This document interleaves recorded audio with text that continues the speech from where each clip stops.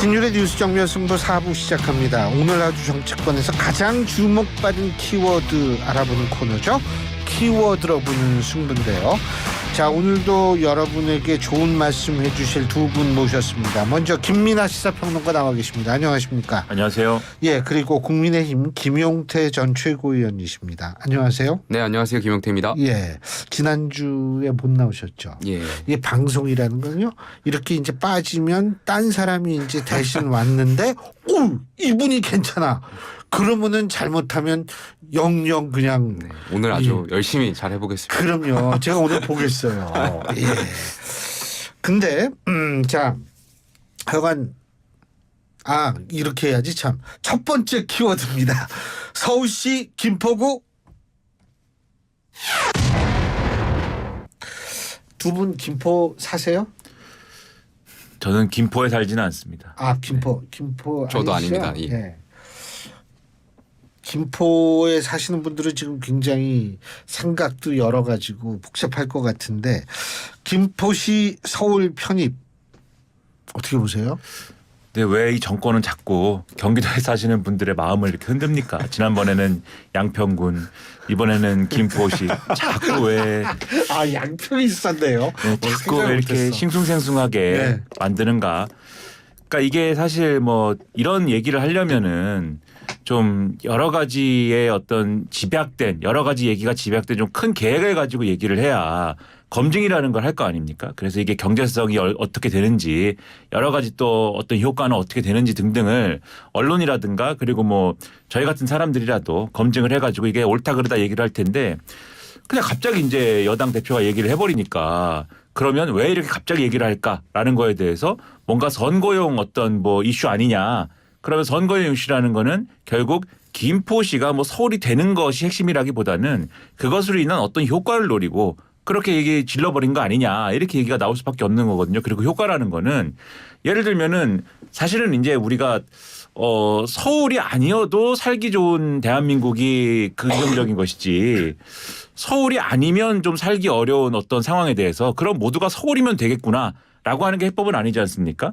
그런 것처럼 이 서울이 아니어도 되는 어떤 사회를 만드는 게 아닌 어떤 그런 해법을 얘기하는 것은 결국은 이제 김포가 서울이 된다라고 했을 때 거기가 뭔가 개발도 되고 뭐 그런 개발이 된다라고 하면은 실제로 이제 김기현 대표가 여기에 판교가 생길 수도 있는 거 아닙니까? 이렇게 얘기한 것처럼 개발도 되고, 그럼 개발이 된다 그러면은 거기에 뭐 아파트도 생기고 더 생기고 신도시가 더 생기고, 그럼 뭐 땅값도 오르고 집값도 오르고, 이거 연끌 대출을 받아갖고 나도 좀 도전해 봐야 되나 이런 생각도 하게 되고, 뭐 그런 효과냐 이게. 그래서 이제 과거에 이제 이명박 정권 당시에 뉴타운 선거라는 거를 속칭 말하면 그런 걸 한번 했잖아요. 네. 그러니까 그런 거 노리는 거 아니냐 얘기가 이렇게 되는 거거든요. 그럼 그게 예를 들면 뭐 이슈 선점이라든가 이 좋은 어떤 뭐 바둑으로 따지면은 좋은 수를 둔 것일 수는 있어도, 우리가 정치를 평론함에 있어서 저게 이제 좋은 방식의 어떤 전략이라고 볼 수 있느냐라고 얘기를 한다면은 저는 좋은 전략이다라고 얘기하는 어려운 것 같아요. 그러다 보니까 오늘 제가 신문을 쭉 보는데 중앙일보라든가 동아일보라든가 이른바 보수언론이지 않습니까? 이런 신문에서도 사설로 이렇게 얘기를 합니다. 이게 장기적인 어떤 계획을 가지고 의견 수렴이나 이런 것들을 잘 해가지고 종합적인 계획을 가지고 판단해야 되는 거를 총선용, 선거용으로 이렇게 질르면 과거의 사례를 놓고 봐도 긍정적이었던 적이 없다. 그러니까 이렇게 하는 것은 별로 바람직하지 않다라고 지적을 하거든요. 저는 그런 지적이 맞지 않나 이렇게 생각을 합니다. 우리 김용태 최고위원님은 지역번호 02 광명시에서 이 4년 전에 그죠? 했었습니다. 그러면은 이 광명 같은 경우에도 사실 서울로 편입되기를 바라는 거 아니겠어요? 지역에서 서울에 인접한 경기도의 기초단체는 이러한 문제, 서울로의 편입에 대한 문제는 선거 때마다 늘 이슈였어요. 그러니까 김포, 광명, 구리, 하남 뭐 여러 가지 지자체가 있을 텐데 수요의 관점에서는 전 있을 수 있다고 봐요. 근데 이번에는 중앙당 차원에서 공급자의 입장에서 어떻게 보면 이것을 의제를 던진 거잖아요. 여기에 좀 의미가 있다고 생각해요. 그래서 김민하 평론가 말씀하셨던 것처럼 저희 집권 여당이고 국민의힘이 이런 문제를 다루는 거에 있어서는 정치적 계산보다는 좀 국가적인 차원에서 접근했으면 좋겠다. 비단 서울만이 문제가 아니고 지금 행정에 대한 개편이 굉장히 중요한 시점이고 지방에 대한 소멸 뭐 이런 부분이 굉장히 많잖아요. 그러니까 서울 이런 메트로시티 서울뿐만이 아니라 그런 경남, 전북, 전남 이런 도시들에 대한 그런 광역 도시로서의 역할 여기에 대한 것도 같이 나가야 되는 거 아닌가에 대한 생각이 있고. 근데 저는 이 김포시의 서울 편입에 대해서 굉장히 우려스러운 생각이 있어요. 무슨 말씀이냐면 제가 장교 출신이잖아요. 네. 김포시 지도를 놓고 공군이시죠, 보세요. 공군. 전 육군 장교입니다. 아, 육군이에요? 예. 월곤면하고 하성면이 개성시 바로 아래에 있습니다. 전방이에요. 근데 김포가 만약에 서울로 편입하게 되면 결국엔 전방을 우리가 수도가 북한하고 접하고 있게 될 텐데 우리 당이 정말 가치적인 측면에서 이게 맞나? 좀 우려가 돼요. 아마 기억하실 거예요. 한 10여 년 전만 하더라도 김포의 애기봉에 트리에 점등했을 때 북한이 조준 사격 한 해 만에 물론 이제 그 애기봉 그 전망 그 철탑을 제가 철거한 걸로 알고 있고 지금은 그런 일이 없겠지만 북한이 계속해서 조준 사격하겠다 위협하던 곳이 이 지역이에요. 지역 주민들이 물론 여기에 대해서 불편도 겪고 그런 점에 있어서는 죄송스럽지만 과연 수도로 편입하는 것이 안보적인 관점에서 맞는 것이냐. 그러니까 집권 여당이 이 부분에 있어서 굉장히 오랫동안 검토해 왔다고 하는데 당 지도부가 이 안보적인 관점에서 답을 내놓거나 의문을 제기하시는 분이 없어요. 그냥 당 대변인이라고 하시는 분들이 나오셔가지고 다 이 편입에 대한 거에 대해서 뭐 칭찬 일색밖에 안 하세요. 근데 저는 우리 당이 정말 안보를 중시하고 이러한 것을 중요하게 생각하는 정당이라면 다시 한번 좀 신중하게 접근할 필요가 있어요. 그렇다고 이 월곤면 하성면만 떼고 서울로 편입할 수도 없는 거잖아요. 그러니까 여기에 대해서 중앙당이 좀 신중하게 접근했으면 좋겠다라는 말씀 좀 드리고 싶습니다. 근데 뭐 어쨌든 이게 일단 말로만 끝내는 건 아닌 것 같아요. 지금 2일날 내일 벌써 이 특별법안을 발의한다 그러거든요. 그러니까 나름대로 이제 이게 추진이 될 것 같은데 이게 추진이 되면 분명히 다른 쪽에서도 이제 목소리가 커질 수 있는 거 아니에요? 어떻게 보세요? 그럴 수 있죠. 예를 들면은 지금 이제 김포가 그동안 이제 이 서울이 되고 싶다 뭐 이렇게 얘기한 이 주장한 바는 김포 시민들이 그렇게 주장한 바가 이제 근거가 없는 건 아니거든요. 예를 들면은 교통이 불편하고 이런 상황에서 그동안 예를 들면 김포 골드라인이라든지 뭐 이런 것을 이제 척충을 했지만 서울이 아니기 때문에 우리가 느끼는 한계가 있다. 이런 여론이 있었습니다. 그래서 이제 대표적으로 이제 5호선에다가 지금 우리가 불편을 겪는 이 노선을 직결해달라 이 여론이 있었는데 그게 서울이 아니기 때문에 잘 안 되는 거 아니냐 뭐 이런 여론도 있고 뭐 여러 가지 불편한 점이 있었기 때문에 그걸 해달라는 이런 게 있었는데 어쨌든 말씀하신 것처럼 이제 김포가 여기 해당 사항이 있다라고 해서 이제 서울이 편입하게 되면은 나머지 이제 일종의 서울의 배드타운이라고 하는 이러한 나머지 지역에서도 사실 우리도 그런 비슷한 불편이 있다라고 하면은 당연히 편입해 달라라고 요구하게 되는 거 아니겠습니까? 근데 이런 요구가 있을 때 여당 입장에서는 기준을 제시해 가지고 이런 지역은 이 기준에 맞기 때문에 논의 대상인데 이 지역은 이 기준에 맞지 않기 때문에 이 대상이 아닙니다. 뭐 이렇게 좀 뭐랄까요 좀 이 기준을 제시할 수가 있어야 되는데 지금 여당은 또 그런 지금 상황도 아니에요. 요구하면은 다 또 받아줄 것처럼 얘기를 합니다. 그러면은 경기도에 제가 또 고향이 수원이거든요. 수원 사람으로서 늘 느끼는 비애가 또 있어요. 왜 우리는 늘 수원 사람 생각하는 패턴이 있습니다. 우리가 경기도에서 제일 중요한 도시인데 사실 그렇지는 않겠죠. 아니요. 저 도청 소재지. 그렇죠. 늘 제가 어렸을 때부터 그런 걸 계속 배웁니다. 도청 소재지고 교육청도 수원에 있고 모든 게 하여튼 수원에 있다라고 배우면서 수원 자랑스럽다 이렇게 배우는데 근데 어쨌든 간에 뭐 그런 도시인데 우리가 또 서울이 아니기 때문에 느끼는 뭔가가 불편함이 있어. 뭐 이런 생각 막 들거든요. 그러면 수원도 뭔가 서울에 견줄 만한 뭐여야 되지 않아? 뭐 이런 생각이 왠지 들고 다 마찬가지예요. 뭐 안양 뭐 이런 것도 다 마찬가지고 그러면 모든 경기도가 서울이 돼야 되는 거냐? 이런 수준까지도 갈 수도 있는 거 아닙니까? 그러면 그렇게 되면 이제 충청도가 수도권이 되는 거죠, 이제. 그러다 보니까 나오는 우스개가 그러면은 모든 대한민국이 서울이 되면 되는 거 아니냐? 서울 인구가 4천만 명, 5천만 명이 되면은 그러면은 모든 문제가 해결되는 거 아니냐? 싱가포르처럼 도시국가가 되는 건가요? 그런 이제 우스개까지 나오니까 얘기가 이제 희화화되지 않습니까? 그러니까 이런 방식으로 이제 의제를 던지는 것이 긍정적인 면보다는 부정적인 면이 훨씬 더 이제 지금 많이 보이는 것 같아서 그래서 이제 이런 얘기를 하는 게 안타깝다 이런 말씀 드리는 것이죠. 근데 일단 이 얘기의 발단은 이 김동연 지사라는 그 얘기들이 있어요. 그러니까 경기 북도, 경기 남도로 만들고 이렇게 되면 김포가 붕 뜨니까 김포 시민들이 그러면 우리는 서울로 붙겠다. 이런 얘기가 그래서 이제 이게 김동연 지사도 상당히 또 나름대로 당내라든지 이런 게 좀 곤란해진다는 분석인데 어떻게 보세요?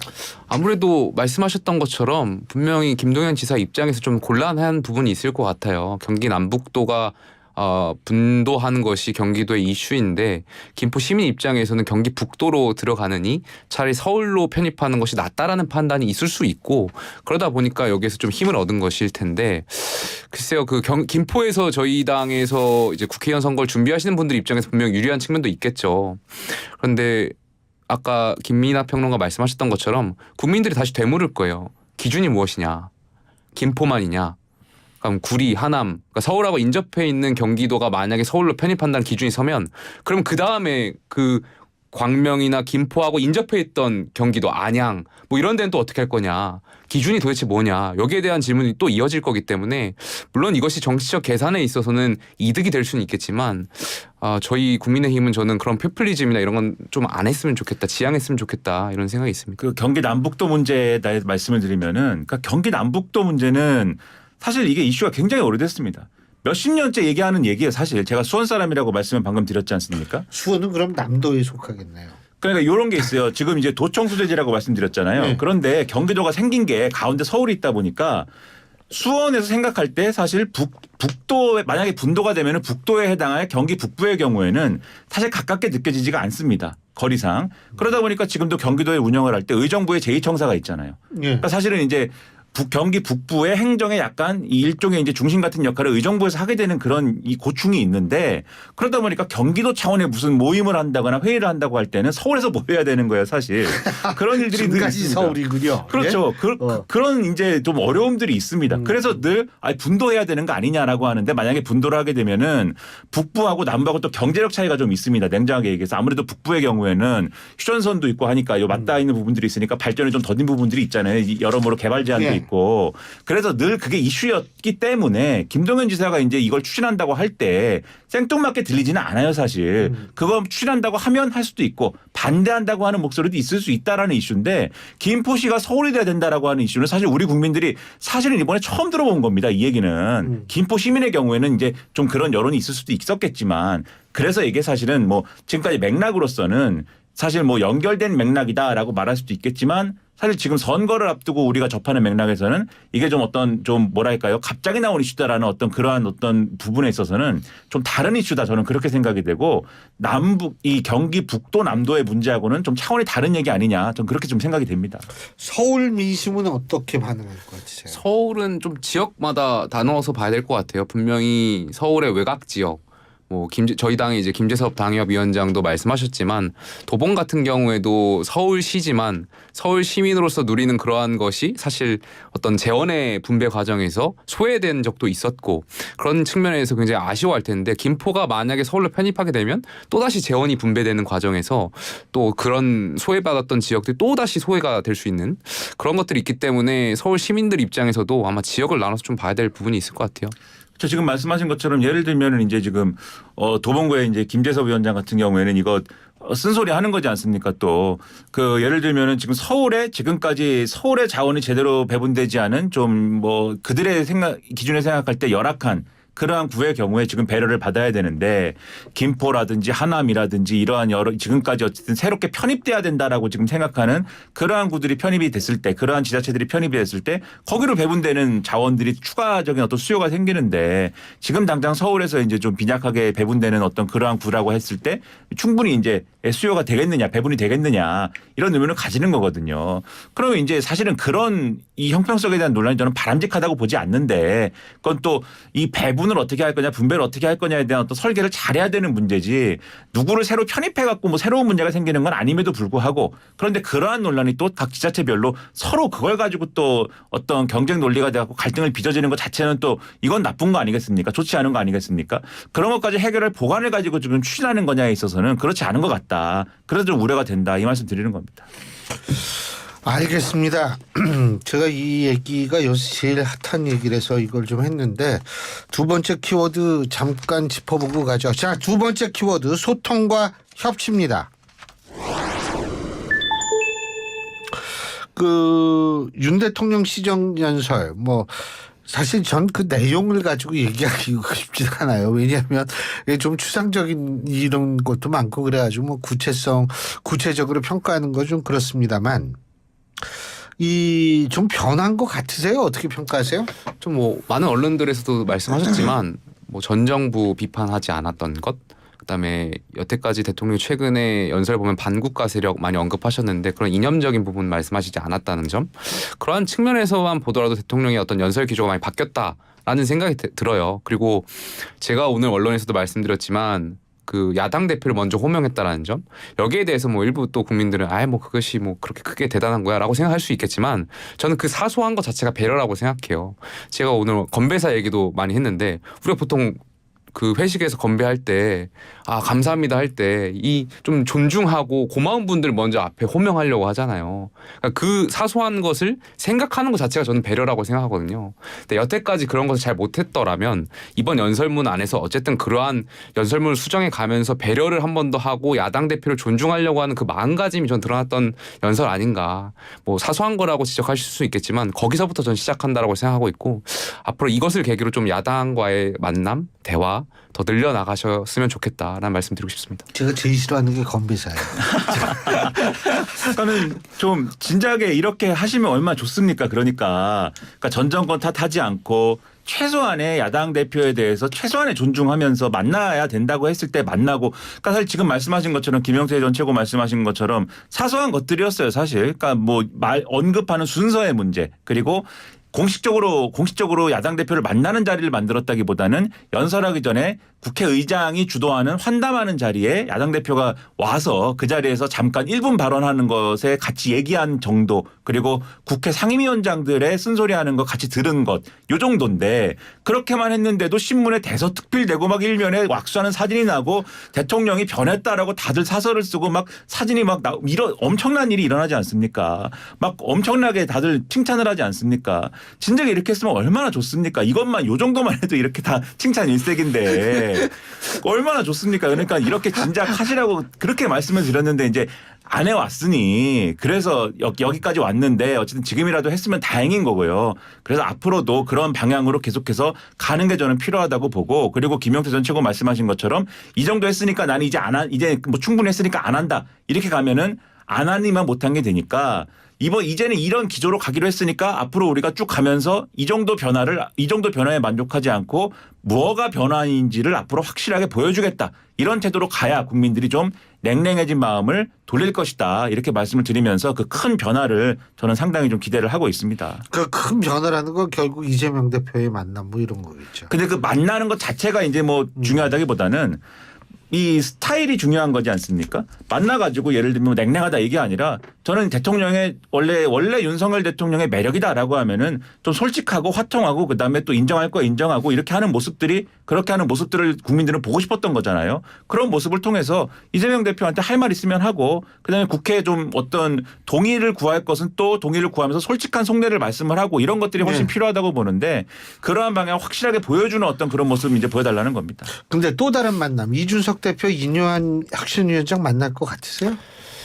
저는 이준석 대표는 계속 이제 거절하고 있지만 좀 생각하는 게 사람마다 캐릭터가 다 다르잖아요. MBTI도 다르고. 그러니까 이준석 전 대표 입장에서는 인요한 위원장이 월권행위하지 않겠다. 그러다 보니까 그 만남이 결과적으로 인요한 위원장이 자기 정치하는 위한 그런 도구로 쓰일까 이런 우려가 있어서 안 만난다라고 판단하는 것 같은데, 저는 그럼에도 불구하고 만나야 된다라고 말씀드리거든요. 만난다는 것 자체가 정치의 저는 시작이라고 생각하고 있고, 가끔은 져주고 알면서도 속아주는 것도 저는 정치인으로서 또 필요한 거라고 생각해요. 저는 김용태 전 최고가 지당하신 말씀하셨지만 이준석 전 대표 입장에서 인요한 혁신위원장 만나기 쉽지 않다고 생각을 합니다. 왜냐하면은 결국 이준석 전 대표 입장에서 태도가 바뀌었다는 걸 확인해야 되는 대상은 대통령인데 인요한 혁신위원장 만나서 좋은 분위기 만들면 옛날에 박근혜 전 대통령처럼 될 수가 있습니다. 박근혜 전 대통령이 뭐라고 했냐면 국민도 속고 저도 속았습니다라고 얘기한 적이 있어요. 예. 그렇게 될 수 있기 때문에 사실은 대통령하고의 신뢰를 복원하는 것이 핵심일 것이다라고 생각을 합니다. 알겠습니다. 자, 오늘 두 분 말씀 여기까지 듣겠습니다. 고맙습니다. 감사합니다. 예, 지금까지 김민아 시사평론가, 국민의힘 김용태 전 최고위원 두 분과 함께했습니다.